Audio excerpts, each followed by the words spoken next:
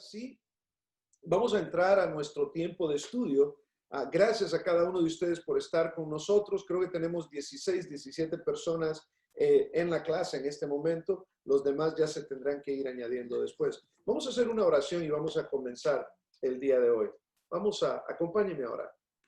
De hecho, Gaby, ¿por qué no nos guías tú en oración ahí, Gaby, por favor?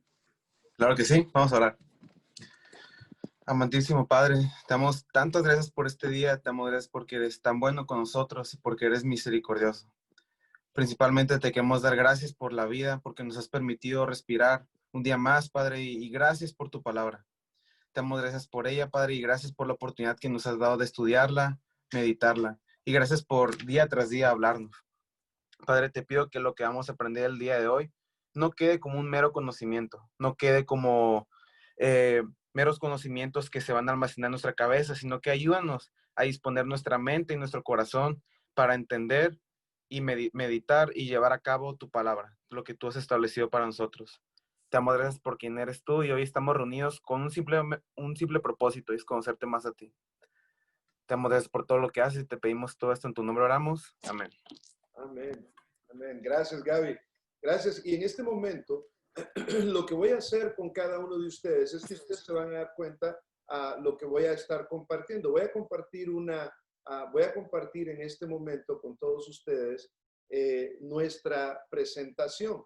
Así que vamos a poner aquí una presentación que es lo que vamos a estar viendo para que nos ayude. Esta presentación nos va a ayudar a que podamos nosotros llevar un poco más, de una forma más efectiva, porque van a estar los versículos de la Biblia ahí. La semana pasada estuvimos hablando de lo importante que es la teología.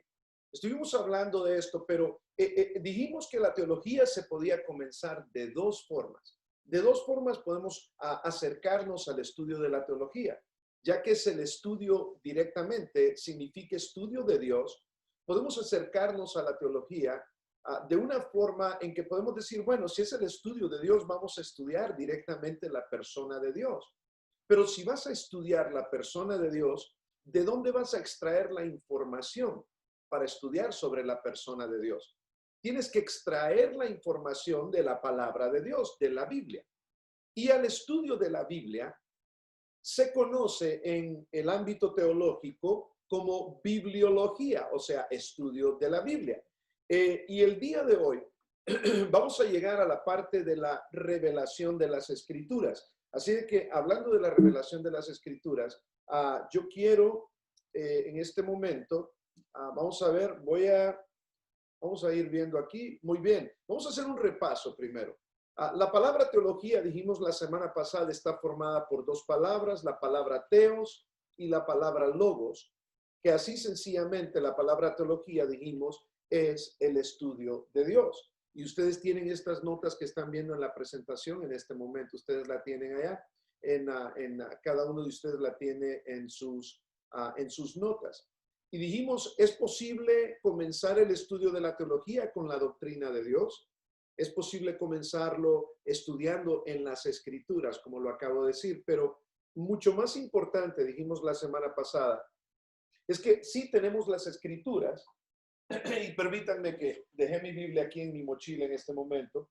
Tenemos el estudio de las Escrituras, del estudio de Dios, pero tiene que ser basado directamente en las Escrituras. Y cuando basamos el estudio de Dios directamente en las Escrituras, hay un punto de partida, dijimos la semana pasada, que tenemos que tener. El punto de partida cuando estudiamos las Escrituras es la fe. En otras palabras, podemos estudiar cualquier tema de la Biblia, pero si nosotros no nos acercamos al estudio de la palabra de Dios con fe, de nada nos sirve. O sea, no sabemos qué vamos a creer o qué no vamos a creer si no nos acercamos con fe. Y por eso dice el libro de Hebreos que aquellos que creen en Dios es necesario que crean que Él existe. Es sumamente necesario que crean que Dios existe. Así que la fe, dijimos, es el punto de partida. Sí, estamos basados en la palabra de Dios. Y algo más que quiero decirles antes de que continuemos. Cualquier doctrina que veamos a través de todo este año, e incluso cualquier pregunta que ustedes hagan, mis queridos hermanos, la respuesta tiene que venir de la palabra de Dios.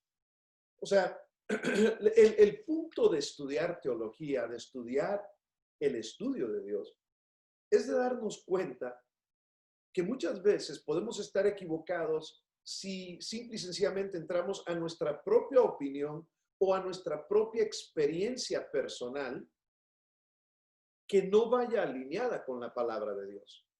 El propósito principal de la teología es ese. El propósito principal del estudio de la teología es que podamos ver cada doctrina tiene que tener como base la palabra de Dios. Si no tenemos como base la palabra de Dios, nos estamos saliendo entonces, ya no estamos estudiando teología, ya estamos estudiando o hablando de nuestras propias opiniones. Así que tenemos que tener fe como punto de partida, porque únicamente por fe podemos saber que la Biblia es el libro en el que Dios se da a conocer a nosotros. Así que cosa muy importante que entender. Y eso es lo que nos decía la semana pasada Hebreos 11:6. Porque sin fe es imposible agradar a Dios, porque es necesario que el que se acerca a Dios crea que le hay y que es galardón de los que le buscan. Así que esto es sumamente importante que podamos entenderlo, que podamos verlo, que podamos entenderlo, que si la teología es un estudio de Dios, entonces conoceremos a Dios a través de cómo Él se ha revelado para con nosotros. ¿Y cómo lo vamos a conocer? Solamente lo podemos conocer a través de su propia palabra. De manera que, ¿de qué manera hemos recibido entonces esa revelación? ¿De qué manera hemos recibido la revelación de quién es Dios? Dijimos también la semana pasada, ¿qué es la revelación? Hablamos de dos tipos de revelación, pero antes de hablar de esos dos tipos de revelación, tuvimos que estudiar qué es revelación. Y dijimos la semana pasada que la revelación es una actividad divina. No es de manera alguna una realización humana. Como muchos, según que dicen que pastores o teólogos, de repente salen ahí por ahí inventándose que Dios me reveló y dicen que Dios les ha revelado algo especial. No, Dios puede tratar directamente con tu vida. Dios puede tratar directamente con tu persona. Dios puede hablar a tu corazón de diversas formas. Cuando es Dios el que está hablando, siempre lo que Dios te está diciendo va a ir alineado con su palabra. No va a contradecir lo que dice su palabra. Y tampoco es que Dios te va a dar una revelación nueva como se la daba a los profetas en el Antiguo, en el Nuevo Testamento, cuando ellos todavía estaban escribiendo porciones de este precioso libro. Este precioso libro que se llama la Biblia, que en estos momentos vamos a ver el significado de cada una de esas cosas. Pero cuando ellos estaban recibiendo revelación nueva y estaban siendo inspirados por el Espíritu Santo, es entonces cuando ellos tenían que escribir lo que está escrito en este libro. Así que la revelación, vuelvo a la definición, es la actividad divina, no es de manera alguna una realización humana. Revelación no equivalente a descubrimiento, tampoco es eso, ni es tampoco el resultado de alguna percepción interior o el producto de una idea brillante que alguien de repente dijo, oh, wow, se me vino una idea brillante, esa es una revelación de Dios. No, no es eso tampoco. No significa que el hombre encuentra a Dios. Significa que es Dios quien encuentra al hombre. Es Dios compartiendo su corazón, es Dios compartiendo sus secretos, es Dios compartiendo su intimidad con nosotros, es Dios mostrándose a nosotros. Y eso fue escrito por J.I. Packer, que era un teólogo muy profundo, pero muy práctico a la vez. Cuando Dios se revela entonces a nosotros, ¿de qué forma se revela Dios a nosotros? Hay dos maneras en que Dios se revela a nosotros. La primera dijimos la semana pasada, Dios se revela a nosotros por la revelación general. La revelación general, dijimos, es la comunicación que Dios hace de sí mismo a todas las personas de todos los tiempos, de todos los lugares, y lo hace, por ejemplo, a través de la naturaleza. Dijimos la semana pasada, lo hace a través de la creación, lo hace a través de la naturaleza. Y nos quedamos en el siguiente tipo de revelación, lo cual es la revelación, lo que es la revelación especial. Y dijimos la semana pasada que ¿por qué nos tuvo que dar revelación especial Dios? Dios nos tuvo que dar una revelación especial porque la revelación general tiene sus limitaciones. Y no tiene sus limitaciones porque Dios porque Dios esté limitado. No, la revelación general tiene sus limitaciones por causa de nosotros mismos como seres humanos. O sea que la revelación general tiene sus limitaciones porque está arruinada por los desastres que existen muchas veces en el mundo, por la inmoralidad y la irracionalidad del ser humano. O sea que la fotografía de Dios o la imagen de Dios, que es la naturaleza, es una forma, en la naturaleza está muy deteriorada. No muestra la realidad completa de quién Dios es realmente, pero es por causa de la mente corrupta del hombre y por el pecado en el que el hombre ha caído. Así que si Dios no nos diera la revelación especial, nuevamente la general está arruinada, no es suficiente, está deteriorada por causa de nuestro pecado. Después dijimos que la mente está corrompida, así que no se puede, ¿verdad? No nos puede Dios revelarse de esa forma por esa misma razón. Por esa razón sucede lo que dice Romanos 1:18. 1:18 al 23 dice que en lugar de usar lo creado, los seres humanos usaron como fuente de revelación de Dios. Los hombres adoran a criaturas como si fueran dioses. La revelación general no les sirve para conocer a Dios porque su mente corrompida no les permite conocer a Dios. Entonces, en ese problema que el ser humano ha tenido de decir, bueno, sí, la creación nos muestra que existe Dios, pero nuestra mente está corrupta, nuestro pecado ha corrompido el mundo en el que nosotros vivimos, por lo tanto está limitada la revelación general. Necesitábamos la revelación especial. La naturaleza y la extensión de la revelación especial. ¿Por qué la revelación especial? Porque la revelación especial, o sea, la palabra de Dios, sí nos enseña detalladamente quién Dios es. Es posible conocer a Dios, mas no es posible comprenderlo en su totalidad. No porque Dios en sí es incomprensible. Es que nuestra mente no alcanza a comprender a Dios. Es por eso que muchas veces los seres humanos no entendemos bien ¿cómo es eso que Dios hace esto, que Dios hace lo otro? Y no entendemos a veces la forma en que Dios obra, porque nuestra mente corrupta por el pecado, nuestra mente no alcanza a entender la santidad, la pureza, la perfección de Dios. Así que la naturaleza y la extensión de la revelación especial, vamos a repasar esta definición. La revelación especial, dijimos la semana pasada, es la manifestación que Dios hace de Él mismo, de sí mismo, a personas particulares en tiempos y lugares definidos. Note usted una cosa aquí, de que Dios hace esta revelación especial de una forma particular a ciertas personas en tiempos y lugares definidos. Por ejemplo, Dios dio la revelación especial a través de visiones. Dios dio la revelación especial, la comunicó de forma directa, incluso de forma audible. Incluso, de otra forma en que lo hizo fue cuando el Espíritu Santo de Dios inspiró, o sea, impulsó, empujó, y hoy vamos a hablar un poco de eso, a hombres a escribir. Muchas personas dicen, pastor, pero ¿cómo es eso de que la Biblia es la palabra de Dios y la Biblia en realidad fue escrita por seres humanos? Y yo tengo algo que decirte en cuanto a esto. Sí, la Biblia fue escrita por una mano humana, es cierto. Pero hay una cosa, de que la palabra de Dios sí fue escrita con pluma de un ser humano, con la muñeca, con la mano de un ser humano, pero fue inspirada o dictada por Dios mismo. Y esto es importante que nosotros lo podamos entender, que nosotros podamos entender cómo fue que Dios nos dio esta preciosa revelación. Y la naturaleza y la extensión de la revelación especial. Vamos a ver cuál es la naturaleza y la extensión de la revelación especial.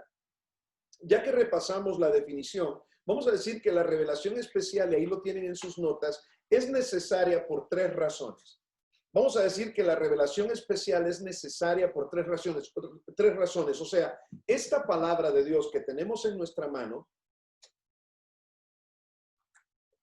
es necesaria por tres razones. Número uno, nos dice ahí que la revelación general no dice nada acerca de un Dios personal. Mas, sin embargo, la revelación especial nos dice todo acerca de un Dios personal. Es por eso que tenemos que estudiar la Biblia. ¿Por qué? Porque es la Biblia, es la revelación especial la que nos dice todo acerca de un Dios personal. La revelación general no dice nada acerca del Dios general, nos muestra su creación. Nos muestra la creación del Dios personal que quiere tener una relación y comunión con el ser humano. No dice nada acerca de la corrupción, la revelación general. Y quiero que mantengan en mente, revelación general no es la Biblia. Revelación general es la creación y muchas otras cosas por las cuales Dios se muestra al mundo. La revelación especial es la Biblia. ¿Ok? Entonces, en la revelación general no dice nada acerca de la corrupción y de la condenación del hombre. Y si no sabe que está perdido, entonces ¿de qué se va a convertir el hombre? El hombre necesita, por lo tanto, la revelación especial para entender de que está perdido. O sea, que Dios le comunica al ser humano a través de esta revelación especial que está perdido, que está apartado de Dios, que ha perdido su dignidad y que necesita recuperarla. O sea, no se le va a aparecer así de repente alguna cosa ahí que le va a decir, no, es a través de esta revelación especial. Una segunda razón por la que la revelación especial es necesaria, en el número 2 que tienen ahí en sus notas, es porque el hombre natural no tiene la relación ni comunión con Dios.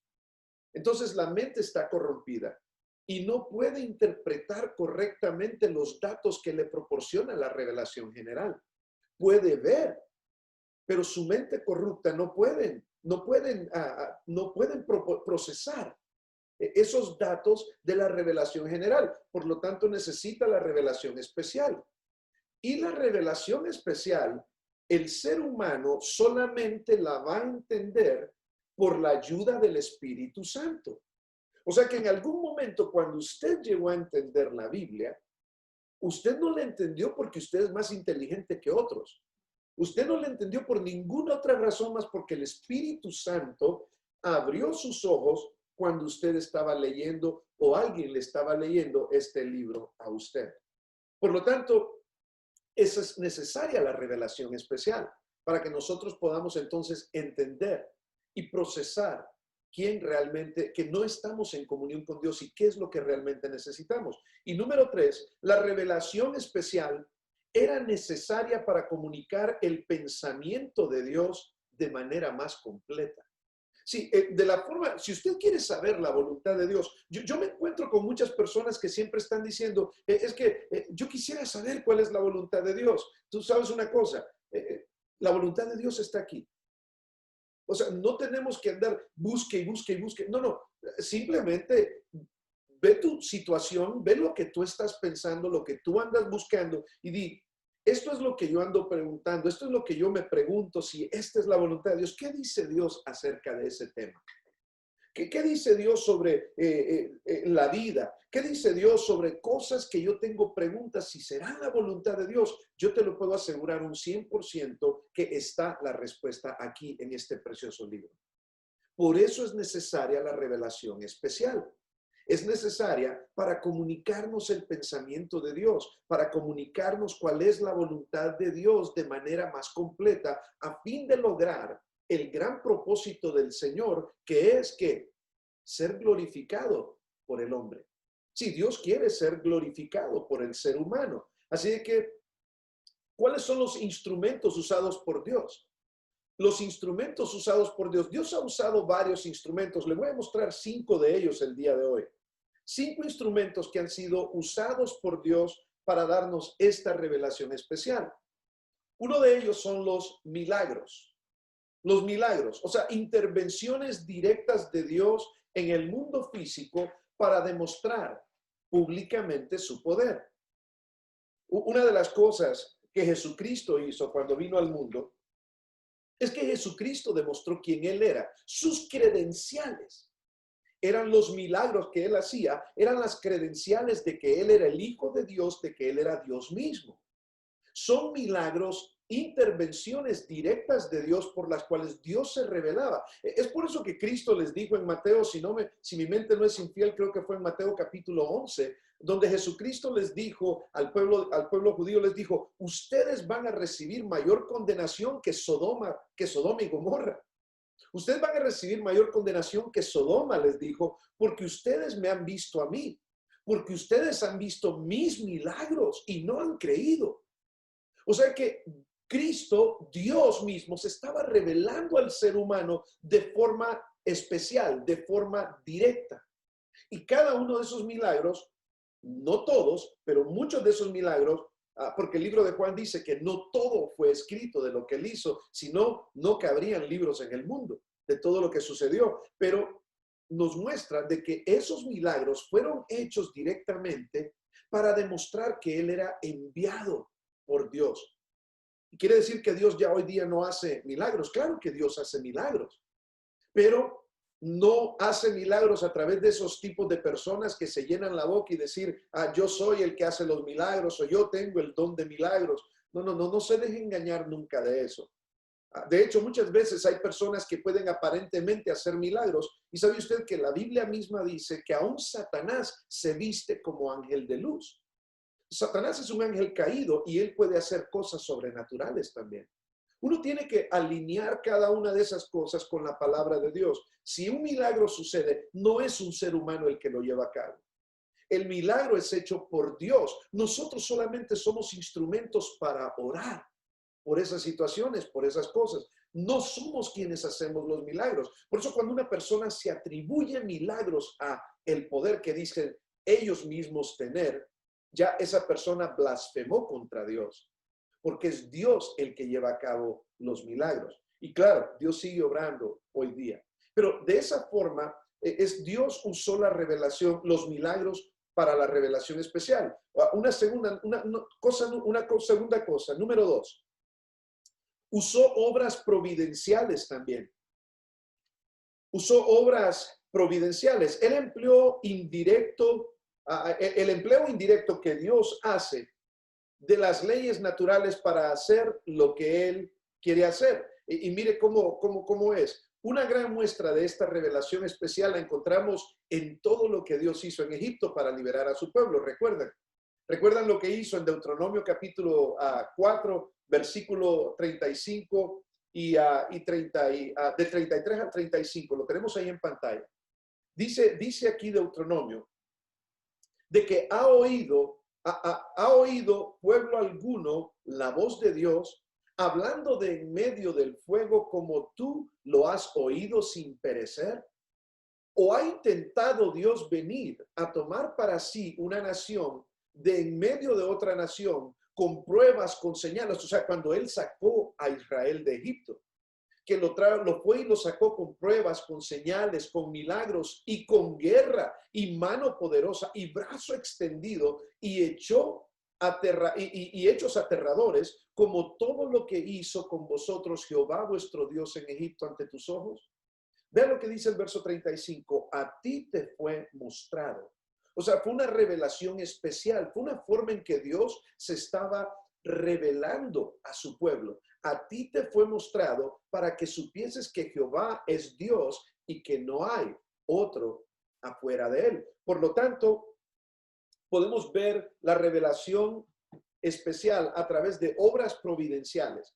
La primera dijimos por milagros. La segunda dijimos a través de obras providenciales. Número 3.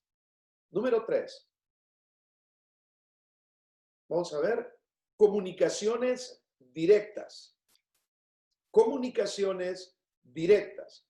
En Hebreos capítulo 1, versículo 1, nos dice ahí mismo cómo fue esto de comunicaciones directas. Dios, habiendo hablado muchas veces y de muchas maneras en otros tiempos a los padres por los profetas. O sea que Dios habló directamente a los profetas. Ahora, recuérdense ustedes que antes de que existiera el canon de las escrituras, y quiero que me pongan mucha atención a esto, esto es clave, esto es importante, porque hoy en día dice que hay muchos profetas por ahí afuera, ¿verdad? Y profetas yo no sé de quién, porque no pueden ser de Dios, es imposible. Ahora, cuando yo digo eso, quiero que se entienda bien lo que la palabra profeta quiere decir aquí en Hebreos 1:1. La palabra profeta de la que se está hablando, Hebreos 1:1, era de aquel que recibía una revelación nueva de Dios, y al recibir la revelación nueva de Dios, la escribía, y esa revelación vino a ser parte de este libro. Sí, esa revelación vino a ser parte de este libro, que es un conjunto de 66 libros. ¿Ok? Eso era un profeta en la antigüedad, cuando este libro no estaba completo todavía. La escritura está completa. Yo no necesito que alguien venga creyéndose un profeta de Dios y me diga, Dios dice que tienes que orar, cuando yo sé que Primera de Tesalonicenses 5 me dice que debo de orar sin cesar.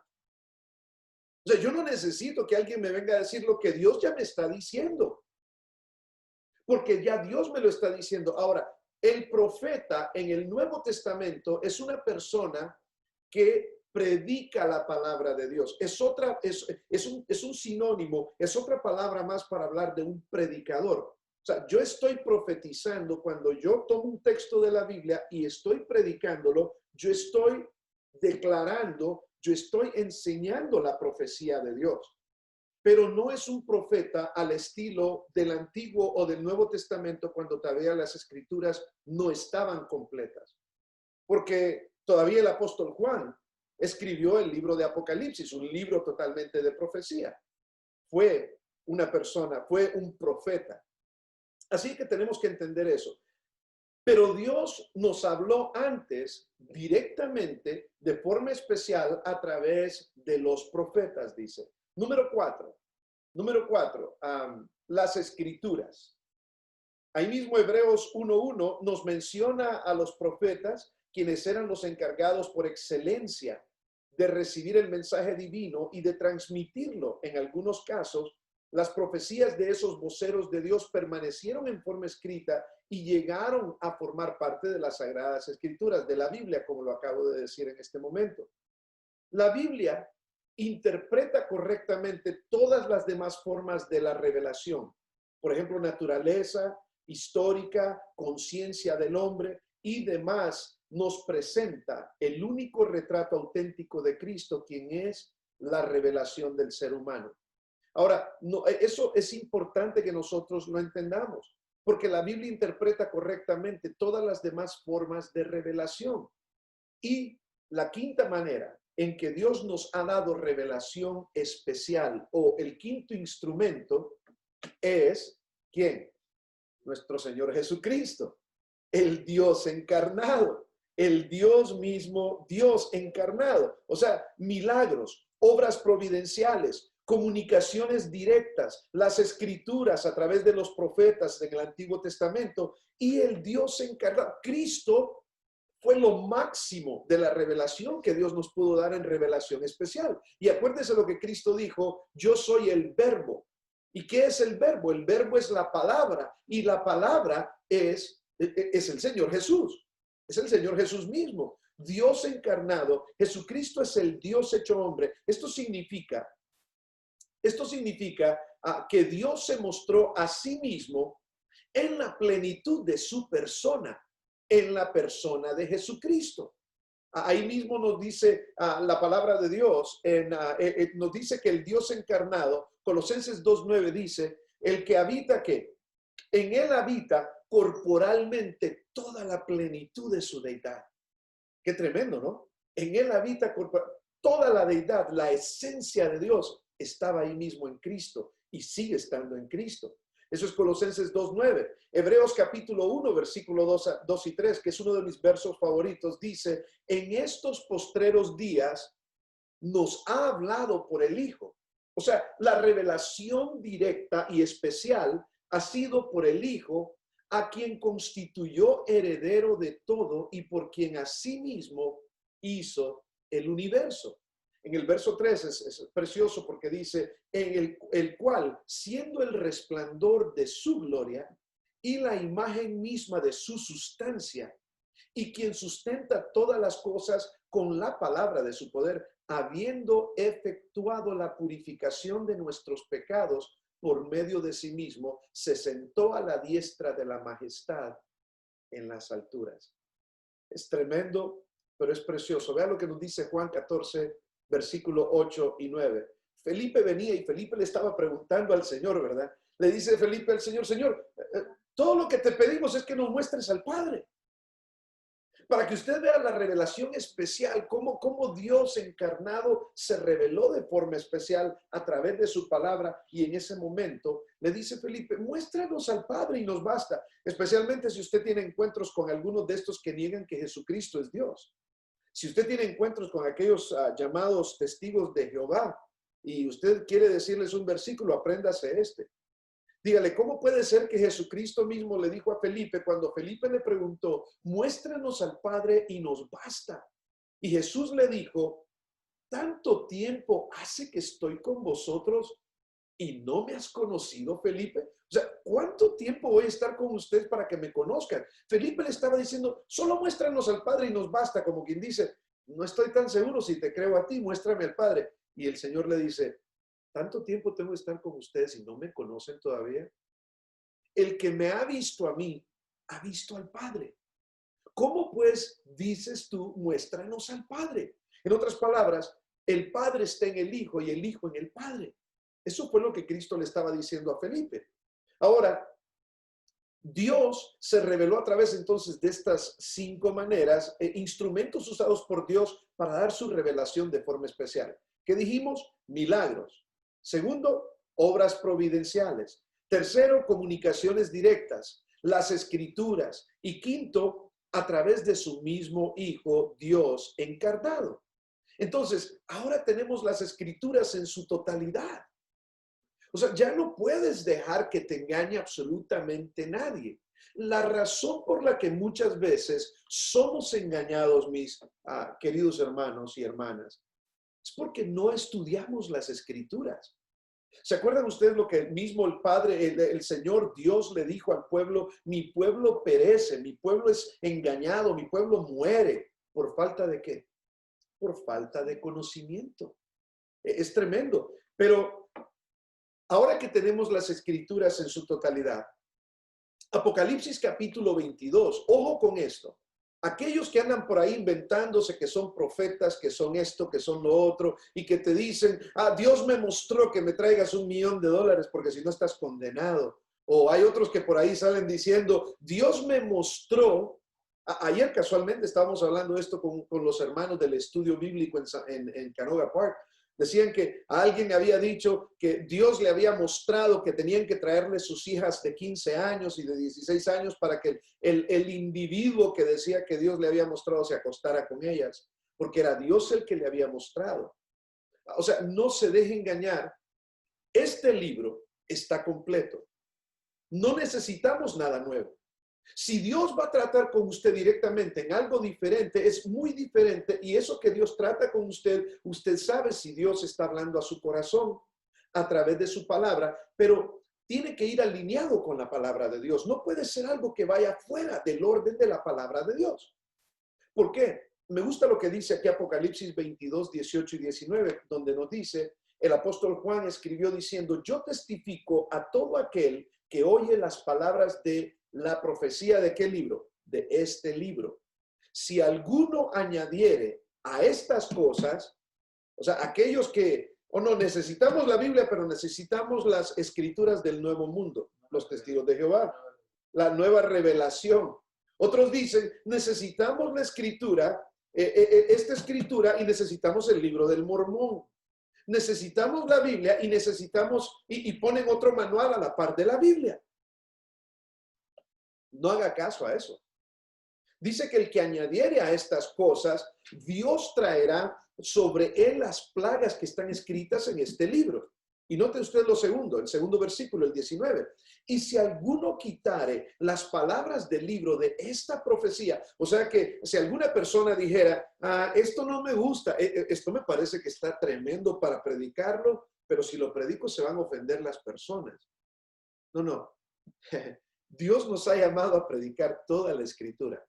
Me sorprenden tanto predicadores, pastores o personas que se llaman pastores, pero no lo son realmente, que solamente hablan de un tema. Y muchas veces el único tema del que están hablando es que siempre están diciendo, tú eres bueno, tú eres lo mejor, tú tienes victoria, tú tienes esto. Pero nunca le dicen a la persona, pero también también tienes pecado. Y si pecas, Dios te va a reprender.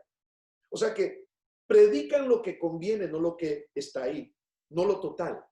Entonces, el que quitare de las palabras de este libro de la profecía, también Dios le quitará del libro de la Biblia, del libro de la vida y de la santa ciudad y de las cosas que están escritas en este libro. Así que es importante. ¿Cómo podemos saber que la Biblia es confiable? ¿Cómo podemos saber que la Biblia es confiable? Miren, mis hermanos. Ojo con esto, porque esto es parte de lo que viene en el examen de después de 3 semanas. Vamos a tener una mini prueba sobre lo que es la Biblia. Y le voy a preguntar, ¿cuántos libros contiene la Biblia? Y cuando yo le pregunte eso, ¿cuántos? Muy bien, 66 libros. ¿Cuántos hay en el Antiguo Testamento? 39 el Antiguo y en el Nuevo, 27. Muy bien, 27. Ahora, este libro es un libro compuesto por 66 libros. 66 libros componen la Biblia. ¿En cuántos idiomas fue escrito? ¿Alguien que quiera contestar también ahí? Hay personas aquí que van a contestar, pero vamos a ver, hermano Miguel. En griego, hebreo y porciones en arameo, ¿verdad? Muy bien, muy bien. ¿En qué periodo de tiempo? ¿Cuánto tiempo abarcó? Vamos a ver, ¿alguien más ahí? Nadie se anima. Desconecte, desenmudezca su micrófono. Fue escrito en el periodo de 1500 años. ¿Ok? Lo interesante de esto es que ¿cuántos escritores tuvo la Biblia? Muy bien, 40. Muy bien, 40 escritores. Entonces, el estatus social de todos estos escritores, y va usted a ver, ¿a dónde ve el pastor con este punto? Ahorita le voy a decir, ¿a dónde ve el pastor con este punto? Quiero decirle una cosa. 66 libros, escritos en 3 idiomas, escritos en el periodo de un lapso de la historia de 1500 años y escrito por 40 escritores con un estatus social totalmente diferente. Unos eran pastores, otros eran carpinteros, otros eran cobradores de impuestos, otros eran doctores, otros eran reyes, otros eran pastorcitos de ovejas. O sea, otros eran pescadores, eran personas con muy limitado conocimiento. Ahora, quiero que usted vea lo que sucede aquí. Se hizo un experimento en la China en una ocasión. Y el experimento que se hizo en la China, hicieron un experimento donde pusieron a 10 personas, 10 filósofos contemporáneos. Los metieron a cada uno en una recámara, les dieron 5 días para que escribieran de un mismo tema. Cada uno de ellos escribió del tema y ninguno de ellos coordinaba con el otro. Todos eran contemporáneos, todos eran hombres muy dedicados, muy estudiosos, pero lo interesante de esto es que no tuvo sentido todo lo que escribieron. Ahora, ¿a qué voy con esto? La Biblia contiene 66 diferentes libros, escrito en 3 idiomas muy diferentes, hebreo, arameo y griego.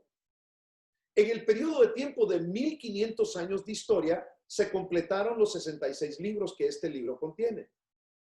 En 40 personas con diferentes niveles de educaciones, diferentes estatus social. ¿Y sabe qué? Nadie puede comprobar contradicciones en la Biblia. ¿Sabe por qué? Porque como lo dije al principio, el que escribió, los hombres, se lo voy a poner de esta forma más fácil y lo vamos a ver en un momento. Los hombres eran secretarios de Dios, era Dios el que los inspiraba. Era el Espíritu Santo que les daba que hablaran lo que tenían que hablar o que escribieran lo que tenían que escribir. Ellos eran los secretarios de Dios. Era Dios el que se revelaba a través de la Escritura. Por eso, mis queridos hermanos, vuelvo al punto anterior que hacía. Es sumamente importante, es imperativo. O sea, no hay opción que lo que usted crea en su vida, en su iglesia, lo que usted escuche de predicaciones tengan base bíblica. Si no lo dice la Biblia, no se lo invente. Y si se lo están inventando o tuercen la verdadera interpretación, cuídese.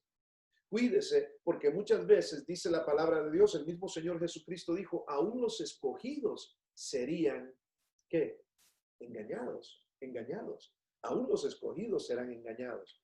Ahora, es importante que veamos entonces, ahí tienen las respuestas de cada una de estas preguntas, que los 66 libros son conocidos como el canon de las Escrituras. Sí, aquí aparecen 66 libros. Y la palabra del griego canon significa regla o parámetro. O sea que cuando estos 66 libros fueron puestos juntos, hubieron parámetros, hubieron reglas. Hubieron parámetros que daban a conocer que eran libros verdaderamente inspirados por Dios. Perdón, entonces la regla o parámetro, y los cristianos utilizan esta palabra para describir a la Biblia, el libro que provee la máxima norma de autoridad. ¿Sabe usted que aún los estudiosos seculares, ellos comprueban que un escrito es confiable dependiendo de cuántas copias se han hecho? No hay ni un solo libro en la historia de toda la humanidad que tenga más copias y más reproducciones que la Biblia. O sea que si lo ponemos al nivel de los estudiosos seculares, no pueden contradecir que la Biblia es un libro más confiable que la Biblia de muchos otros escritores o historiadores a través de la historia humana. La Biblia es el más confiable y ellos no pueden, eso les cae a la boca a ellos mismos. Así que es la norma de autoridad para nuestra fe. Los primeros cristianos no decidieron qué libros colocar en el canon de las Escrituras. Recuerda, ellos ya afirmaban, ellos no decidieron, ellos ya afirmaban que las escrituras hebreas del Antiguo Testamento eran la palabra de Dios. Simplemente se enfrentaron a la pregunta de cuáles eran los libros que deberían de agregarse al canon del Antiguo Testamento, o sea, cuáles iban a ser los del Nuevo Testamento. Y una de las cosas que ellos tuvieron que fijarse es que quiénes eran los autores de esos libros. Tenían que ser autores apostólicos. Tenía que venir directamente de apóstoles. Y por ejemplo, algunas personas dicen, bueno, pero Lucas no era apóstol. Sí, Lucas no era apóstol, pero ¿de quién recibió Lucas su información? Lucas revela en el libro de los Hechos que recibió su información directamente del apóstol Pedro, ¿no? Entonces, viene siendo siempre un libro o libros que escribió Lucas, tanto el Evangelio de Lucas como el libro de los Hechos, que fueron escritos por Lucas. Y eso lo vamos a ver más después. Fueron realmente con autoridad apostólica. Sumamente importante, ¿verdad? Y es importante que entendamos una cosa en la Biblia. Muchas personas piensan que el primer libro de la Biblia, es más, no quiero escucharlo aquí en los presenciales, no, porque me da la impresión que saben. Quisiera saber si alguno de ustedes ahí sabe cuál fue el primer libro que se escribió o que se cree que se escribió en el Antiguo Testamento. Y ahorita les voy a decir por qué, y en el Nuevo Testamento también.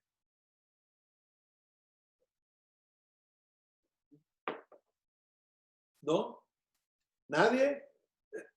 Vamos a ver, quite el enmudecimiento de su micrófono. ¿No? Ok.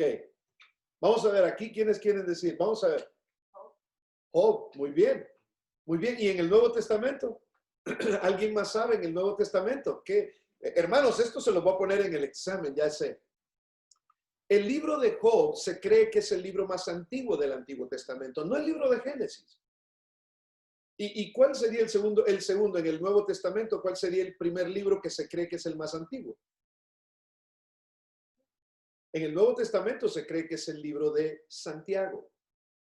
Ahora es interesante que a veces nosotros decimos, sí, tengo 20, 30 años de ser cristiano, pero todo comienza por Génesis. Ahora, quiero que ustedes vean que la división de biblos, este libro, en el griego se dice biblos, que es igual a la palabra Biblia, que significa una colección de libros. Biblos es una colección de 66 libros. Por eso se llama Biblia.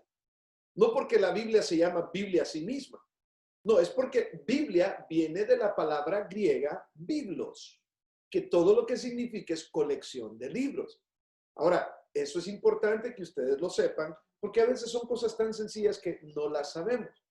Ahora, los libros de la Biblia, en el biblos o la Biblia, no están puestos por orden cronológico, están puestos por orden de grupos. Depende dónde pertenece el grupo de ese libro. Por ejemplo, los libros de la ley de Moisés.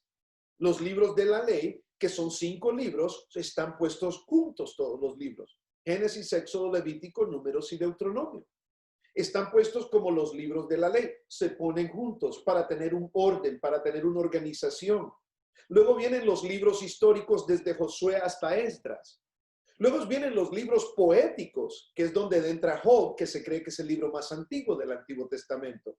Y después viene Salmos, Proverbios, Eclesiastés, Cantar de los Cantares. Son libros proféticos. Luego viene el libro de profetas mayores y los libros de los profetas menores. Nuevamente, estos libros no están en orden cronológico. Eso del orden cronológico lo vamos a estudiar cuando estudiemos la clase de panorama del Antiguo Testamento. Vamos a irnos en orden cronológico para que usted, y usted va a decir, no puedo creer cómo se abre la mente suya o cómo se abre mi mente cuando yo enseño este curso de panorama del Antiguo Testamento, se abre de una forma en que yo empiezo a decir, qué increíble cómo Dios fue obrando, cómo Dios fue obrando, cómo Dios... Y usted ve el orden cronológico que llevan esos libros y que fueron escritos. Pero en este caso, en sus Biblias están escritos por orden de grupos. Depende de dónde caiga el libro. Y los profetas mayores no quiere decir que eran más importantes que los menores. Simplemente en el libro de los profetas mayores son más extensos. Por eso se conocen como profetas mayores, porque son profecías más, son libros más grandes, más largos. Y después están los libros de los profetas menores. Y luego viene el Nuevo Testamento. En el Nuevo Testamento tenemos los primeros 4 libros que son los evangelios. ¿Quiere decir que hay 4 evangelios diferentes? No, no hay 4 evangelios. Evangelios solo hay uno. Pero fueron 4 escritores que tomaron, cada uno de ellos vio desde su punto de vista la vida del Señor Jesucristo y viéndolo desde su punto de vista, entonces ellos escribieron y se relacionan y cada uno de estos evangelios tiene un propósito específico. Por ejemplo, el libro de Mateo fue escrito directamente ¿a quiénes? Fue escrito directamente a los judíos para mostrar que Jesucristo es el Rey. Por eso es que en el libro de Mateo a cada momento ustedes encuentran que dice y la profecía, y se cumplió la profecía, y se cumplió, porque era directamente escrito a los judíos. El libro de Marcos, ¿a quién fue escrito? El libro de Marcos fue escrito a los romanos. Y se conoce como el evangelio de la rapidez. Y ustedes ven que en el libro de Marcos pasa de una cosa, de un evento a otro, rapidito, pum, pum, pum, rápido, porque era escrito a los romanos. El libro de Lucas. Lucas muestra a Jesucristo como el Hijo de Dios. ¿Sabe por qué? Porque Lucas, el libro de San Lucas, fue escrito más directamente para los griegos. ¿Por qué? ¿Se acuerdan ustedes de la mitología griega? Cómo los griegos pensaban de que los dioses del Olimpo bajaban y tenían hijos con las mujeres. Bueno, entonces Lucas presenta a Jesús como Jesucristo, el Hijo de Dios. Y esto es importante que uno lo sepa porque muchas veces pueden haber malas interpretaciones en lo que nosotros decimos de la Biblia por no saber estas cosas. Y el libro de Juan fue para comprobar que Cristo es Dios. Así de que ese fue escrito a todo en general, a la iglesia. Luego tenemos las cartas paulinas. Pablo escribió 13 cartas de las 27 del Nuevo Testamento. Pablo escribió 13 de esos libros. Luego tenemos las cartas generales, el libro histórico, que es el libro de los Hechos, y el libro profético, que es Apocalipsis. En total, esto nos da un total de 66 libros. Y estos 66 libros es importante que entendamos que fueron inspirados. Si fueron inspirados, o sea que Dios es el único autor. Lo único que él tuvo 40 secretarios. Él tuvo 40 secretarios y él los inspiró. 2 pasajes relacionados con la inspiración de las Escrituras.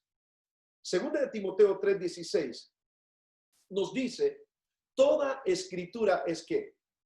inspirada por Dios, ¿verdad? O sea que toda escritura, o sea que no hay una porción que no sea inspirada por Dios de este canon. Sí, toda fue inspirada por Dios. Y note aquí, en el versículo 16 de 2 de Timoteo 3, fue inspirada por Dios y es útil, dice, para enseñar, para redarguir, para corregir, para instruir en justicia. En otras palabras, el número 1 que tiene ahí en sus notas es: toda la Biblia es inspirada por Dios. Número 2, toda la Biblia inspirada. Quiero que una la palabra toda e inspirada por Dios. Literalmente, lo que esta palabra menciona en el griego original es que la Biblia fue soplada por Dios. O sea que las escrituras proveen de un aliento creativo de Dios. Sí, ¿se acuerda usted cuando estaba en la escuela y alguien le decía algo al oído para decirle algo que tenía que escribir en el examen? Sí, así decían: este le sopló, decían. ¿Se acuerdan, verdad? Estos son soplones.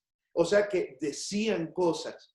Y alguien te sopló al oído, o sea, alguien te dijo algo al oído, ese sopló, ese copió, decían. Entonces, soplar, literalmente soplada por Dios, o sea que las escrituras provienen del aliento creativo directamente de Dios. El número 2, la profecía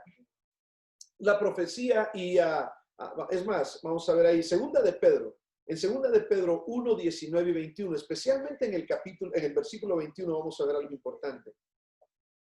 En el original griego ahí, la palabra que se traduce inspirados, vean lo que dice 2 de Pedro. Tenemos también la palabra profética más segura. O sea, ¿qué es lo que tenemos más seguro? Lo que está escrito aquí. No lo que le vienen a inventar o lo que le vienen a decir que son profetas y que no sé qué cuántas cosas, ¿verdad? Pero la palabra profética es la palabra profética. Lo que está dentro es lo profético en esta palabra. Más segura, a la cual hacéis bien en estar atentos. O sea que cuando le estén predicando, usted esté atento a lo que está diciendo. Y quiero decirle una cosa: los seres humanos, los hombres, somos imperfectos. Cuando usted esté escuchando la palabra de Dios, sea como los hombres de Berea, que iban y se fijaban: ¿será cierto lo que dijo este? Vamos a ver si es cierto, vamos a escudriñar la escritura. No se crea todo lo que le dicen. La escritura, dice, tiene que estar usted atento a ella, porque hay muchos que se pueden inventar cosas por conveniencia propia. Dice que es como una antorcha que alumbra un lugar oscuro, hasta que el día esclarezca y el lucero de la mañana salga sobre vuestros corazones. Verso 20, entendiendo primero esto, que ninguna profecía de la escritura es de interpretación privada. O sea, he escuchado yo personas que constantemente dicen: es que Dios me mostró, Dios me dijo solo a mí. Esas interpretaciones privadas, cuidado con eso, porque aquí dice que no hay interpretación privada. Si no es para edificación del cuerpo, si no es para edificación de la iglesia, hay un problema. Ninguna profecía de la escritura es de interpretación privada, porque nunca la profecía fue traída por voluntad humana, sino que los santos hombres de Dios hablaron siendo inspirados por el Espíritu Santo. Y la palabra inspirados por el Espíritu Santo, vea qué importante es decir que nunca la profecía fue traída por voluntad humana, sino que estos hombres de Dios eran hombres santos, eran hombres apartados para Dios, hablaron siendo inspirados, y dice que hablaron siendo inspirados, y esa palabra inspirados en este pasaje es diferente a la que Pablo usó en 2 de Timoteo. En 2 de Timoteo es un aliento. En este caso de segunda de Pedro 1, 19 y 21, dice aquí que esta palabra inspirados se traduce impulsados. En la Nueva Versión Internacional se traduce impulsados, que es una traducción más exacta.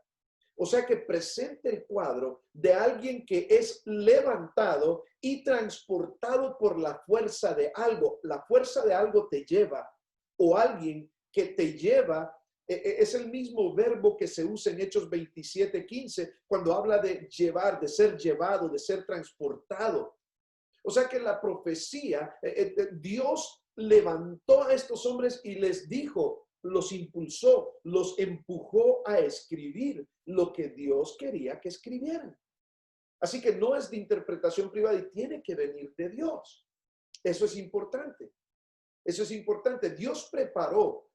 Aquí la profecía, o por extensión toda la escritura, es el producto de la obra del Espíritu Santo, impulsando, empujando a hombres santos a escribir.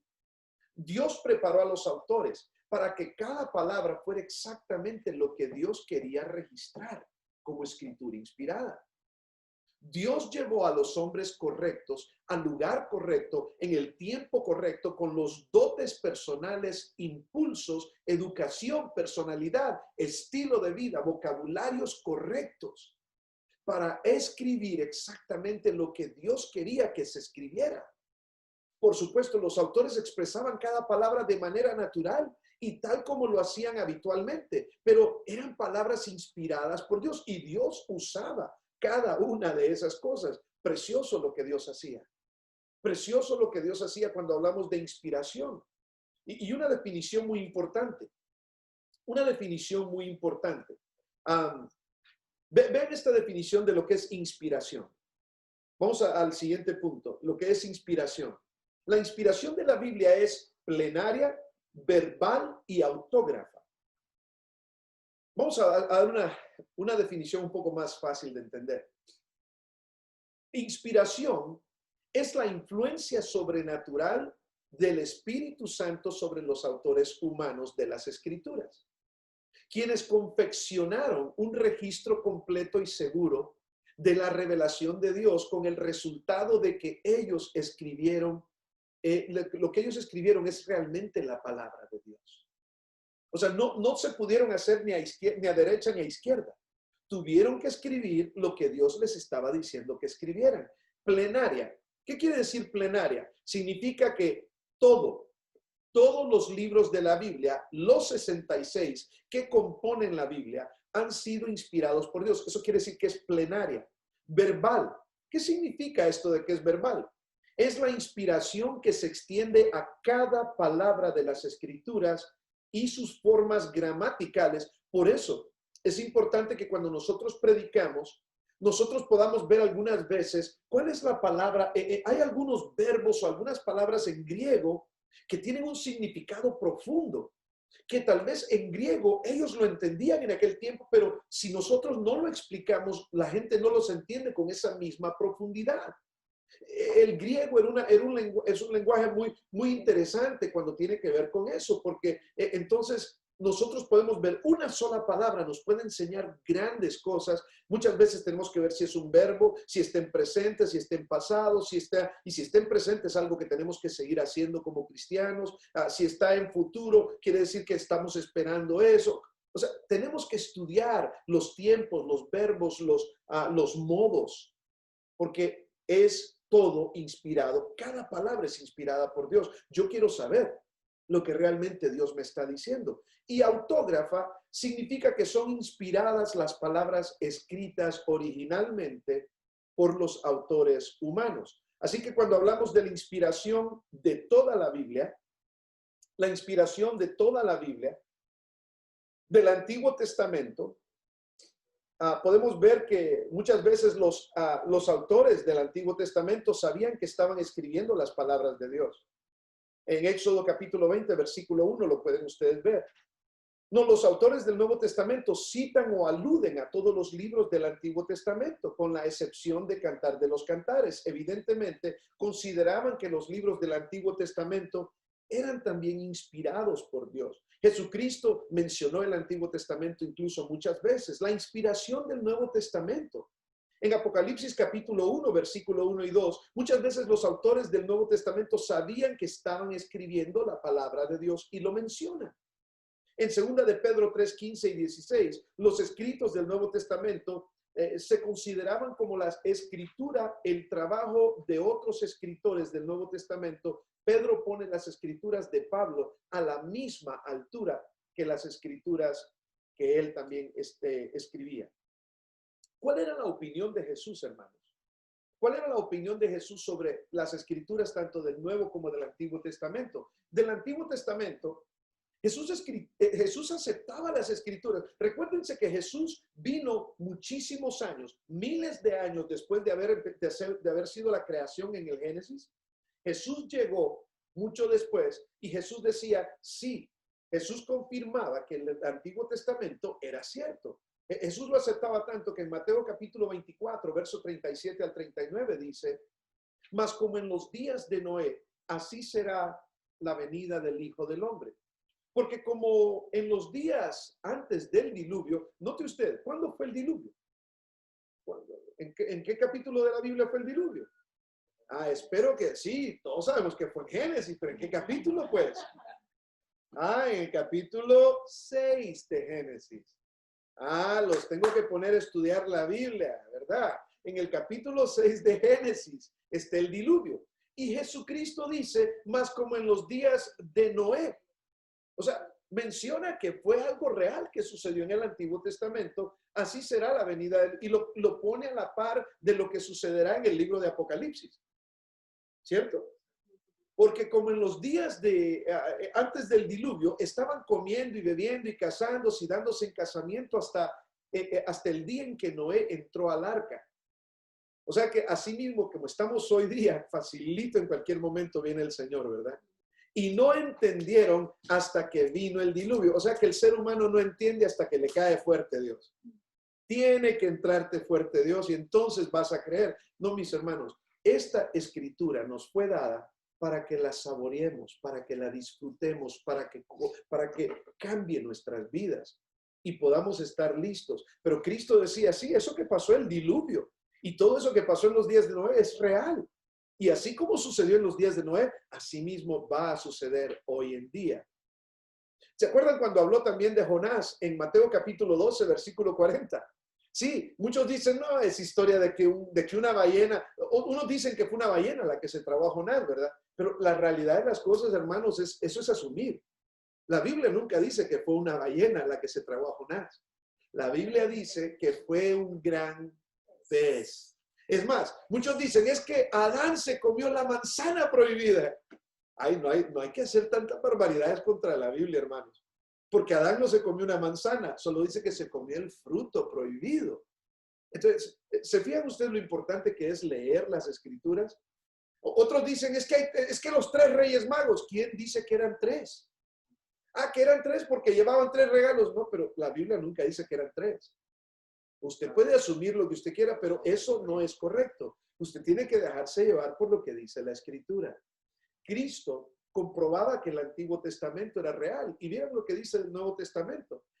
Jesús dio autenticidad de antemano a la inspiración que iba a ser todo el Nuevo Testamento ya completado después de su partida. Porque Cristo muere y todavía pasan muchos años. La escritura no se completa aproximadamente hasta el año 100, cuando se hace la última profecía del libro de Apocalipsis, y se completa más o menos como el año 150. Pero el Nuevo Testamento, Jesús dio autenticidad de antemano a la inspiración del Nuevo Testamento. Juan capítulo 14, versículo 26. Dice, mas el Consolador, el Espíritu Santo, a quien el Padre enviará en mi nombre, Él os enseñará todas las cosas y os recordará todo lo que yo os he dicho. O sea, Jesucristo ya estaba diciendo, el Espíritu Santo va a hacer que escriban estas cosas para que ustedes las recuerden. Juan 16, 13 y 14 dice, pero cuando venga el Espíritu de verdad, Él os guiará a toda verdad, porque no hablará por su propia cuenta, sino que hablará todo lo que oyere. O sea, el Espíritu Santo va a comunicar lo que Él mismo oiga, lo va a comunicar a los hombres y os hará saber las cosas que habrán de venir. Él me glorificará porque tomará de lo mío y os lo hará saber. Eso me lleva a mí a pensar en cuanto a 1 de Pedro 1:21, santos hombres de Dios fueron impulsados a escribir, fueron empujados a escribir. O sea que estas escrituras, hay más seguridad y confiabilidad en que este fue un solo autor con 40 diferentes secretarios que cualquier otro libro en el mundo. Es más confiable, es más fácil creer en la inspiración de las escrituras y en creer en su veracidad y en su confiabilidad que en cualquier otro libro de la historia humana. Eso mismo, no lo digo yo, lo dicen los mismos escritores, aún seculares, no cristianos. Dicen que la Biblia, en toda la historia de la humanidad, viene a ser el libro más confiable de la historia. Increíble, increíble lo que la palabra de Dios nos enseña. Creo que hasta aquí vamos a llegar porque aún nos pasamos un poco por causa de que empezamos tarde, pero quiero decirles de que la próxima semana vamos a estar hablando de la inerrancia de las Escrituras. ¿Qué significa la inerrancia de las Escrituras? Significa que las Escrituras no tienen error alguno. La inerrancia de las Escrituras no tienen error y no cometen errores ni contienen errores. O sea que lo que la Biblia te dice, eso es. Y no puede cometer error y no tiene ningún error. Muchos han tratado de buscar, es que aquí hay un error, aquí se contradice. No. Nada se contradice, todo tiene una explicación y todo tiene sentido cuando tú ves el texto en su contexto. Cuando una persona saca el texto de contexto es solamente para crear un pretexto. Y no estoy cantinfleando, estoy en serio. ¿Sí? Estoy en serio. La gente toma un texto y lo saca de contexto para crearse, inventarse cualquier cosa como pretexto para hacer cualquier cosa. Los falsos maestros acostumbran a hacerlo mucho. Pero no, el texto no se puede sacar de contexto para crear un pretexto. Así que doy gracias a Dios. Tienen una semana más para completar la tarea de esta clase. Acuérdense que hoy no tienen tarea para esta clase. Hasta la próxima semana me tienen que haber entregado, antes de que ustedes lleguen a clase, tiene que haber enviado usted su tarea por correo electrónico. Y cuando envíe su tarea por correo electrónico, va a ser de mucha bendición para mí porque ahí mismo yo lo bajo, lo subo, lo pongo en una carpeta y ya eso me ayuda a revisarlo durante las semanas. Si usted me lo manda tarde, usted me pone a trabajar más de la cuenta y tengo suficiente trabajo para no tener que estar haciendo eso. Así que mándemelas a tiempo, por favor. Será de mucha bendición. Esto es con lo que tiene que ver con la inspiración de las Escrituras. Dios nos inspiró este libro. Entonces, es bueno meditar. Si Dios nos dio este libro, ¿cuál es el propósito? ¿Cuál es la razón? Es que nosotros lo estudiemos. Esta es la mente de Dios. Es que Dios te quiere enseñar cómo Dios quiere que tú vivas, que tú te comportes, cómo quiere Dios tener una relación contigo. Así que aprecia la palabra de Dios, apréciala. Y el próximo jueves vamos a estar hablando de que no comete errores la Biblia. Cuando la Biblia dice algo es así. Y no contiene errores y no comete errores. Muy bien, vamos a quedar despedidos en este momento para un tiempo de receso. No se olvide de confiar en la palabra de Dios. No confíe en nadie más. Confíe primeramente en la palabra de Dios. Confíe en las personas que confían en la palabra de Dios. Pero para sus consejos de vida, vaya a la palabra de Dios. Es inspirada por Dios. Es el manual de vida que Dios nos ha dado. Padre, gracias queremos darte, Señor, en esta segunda lección que hemos tenido sobre bibliología. Y queremos pedirte, Señor, que así como nos damos cuenta de tu inspiración, de tu palabra, Señor, podamos darnos cuenta de las verdades prácticas que ella nos llama a tener, Señor. Bendícenos, Padre, y prepara nuestros corazones para aquellos que vamos a tomar la clase de consejería bíblica. En el nombre de Cristo Jesús, Señor, te damos gracias por tu palabra y todos decimos amén.